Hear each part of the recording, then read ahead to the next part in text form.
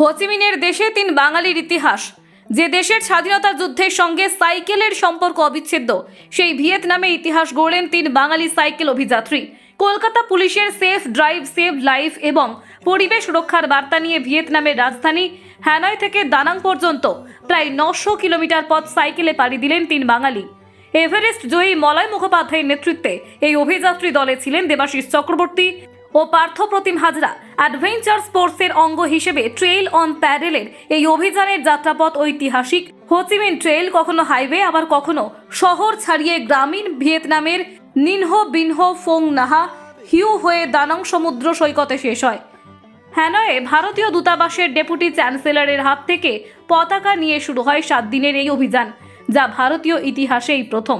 কখনো জঙ্গল পথে, আবার কখনো পাহাড়ি চড়াই উতরাই, অথবা গ্রামীণ ভিয়েতনামের মেঠো পথে আকাশটাকে চোখে রেখে ধেয়ে চলে দ্বিচক্রযান। কখনো নদীর ধার ঘেঁষে বা সমুদ্রের বালুতটে দিগন্ত পানে ছুটে চলেন তিন বাঙালি। ভিয়েতনামে অবস্থিত ভারতীয় উপরাষ্ট্রদূত মিস টোকো ওজুনগ্লা জমির অভিযাত্রীদের অভিবাদন জানিয়ে বলেন, এই প্রথম এমন কোনো অভিযানে সামিল হয়েছেন ভারতীয় দল। এই অভিযানে ভিনহো শহরে খু ডি টি স্কিম লিয়েন গ্রামে অবস্থিত হোচিমিনের জন্মভিটেতে সংবর্ধনা জানানো হয় অভিযাত্রীদের। হোচিমিনের জন্মভিটে ও জন্মগ্রাম ঘুরিয়ে দেখানো হয়। ঐতিহাসিক ভিয়েতনাম যুদ্ধের স্মারক সংগ্রহশালাতেও নিয়ে যাওয়া হয় অভিযাত্রীদের। ফ্রেঞ্চ উপনিবেশের এই ভিয়েতনামের স্বাধীনতার যুদ্ধে যুদ্ধাস্ত্র সরবরাহে সাইকেলের ভূমিকা ছিল অনস্বীকার্য। জঙ্গল পথে সামরিক অভিযানে সাইকেলই বাড়তি সুবিধা দেয় ঔপনিবেশিকদের। সেই কারণেই ভিয়েতনামে সাইকেলের কদর বরাবরই আলাদা। আর সেই সাইকেলে সওয়ার হয়ে ভিয়েতনামের ঐতিহ্য, তাদের জীবনযাত্রা, প্রাকৃতিক সৌন্দর্য চাক্ষুষ করা সত্যি রোমাঞ্চকর, তা বলার অপেক্ষা রাখে না। স্বভাবতই এই অভিযানকে ঐতিহাসিক ও পরম প্রাপ্তি বলে বিবৃত করেন এভারেস্ট জয়ী অভিযাত্রী মলয় মুখোপাধ্যায়। Bureau report, জজবাত 24 Bangla.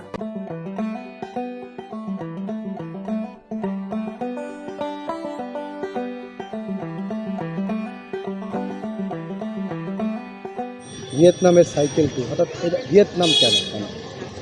না, আসলে গত বছর যখন কম্বোডিয়া গিয়েছিলাম তখন আমরা এটা রিয়েলাইজ করি যে পাশের দেশ ভিয়েতনামে সাইক্লিং কিন্তু সবথেকে বেশি পপুলার, এবং ভিয়েতনামের ইতিহাসের সাথে সাইকেল জড়িয়ে। এবং হোচিমিন ট্রেল আমরা জানি পৃথিবীর বিখ্যাত ট্রেলগুলোর মধ্যে বা বিখ্যাত প্যাথগুলোর মধ্যে হোচিমিন হচ্ছে একটা উল্লেখযোগ্য সেই ট্রেল। তো সেই জন্যেই এই ভাবনাটা হয়েছিল আমাদের। তার সাথে অবশ্যই দেশ দর্শন আর অ্যাডভেঞ্চার, পৃথিবীর ইতিহাস, সেই আমেরিকান সেনাদের ইতিহাস, হোচিমিন মানে আমাদের ভিয়েতনামের সেই যুদ্ধের ইতিহাস, এই সবটা নিয়েই ভ্রমণ পিপাসু বাঙালি, ভ্রমণ পিপাসু মন আমাদের চেয়েছিল যে একবার আমরা হোচিমিন ট্রেলটা করি। 900 কিলোমিটার রাস্তা কার্যত কম নয়, মানে সেটা অনেকটাই।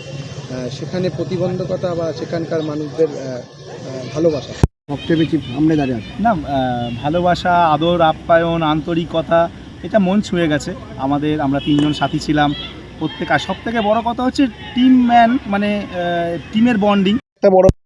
যে 800 কিলোমিটার খুব একটা বিশেষ কিছু নয়, যদি সেখানকার মানুষজনের আন্তরিকতা, ভালোবাসা থাকে, অবশ্যই আমরা নিজেরা যদি ঠিক থাকি, সব ব্যাপারটা নিয়ে এত সুন্দর একটা দল আর সেখানকার মানুষজন, এবং তার সাথে প্রকৃতিও দারুণ সাথ দিয়েছিল।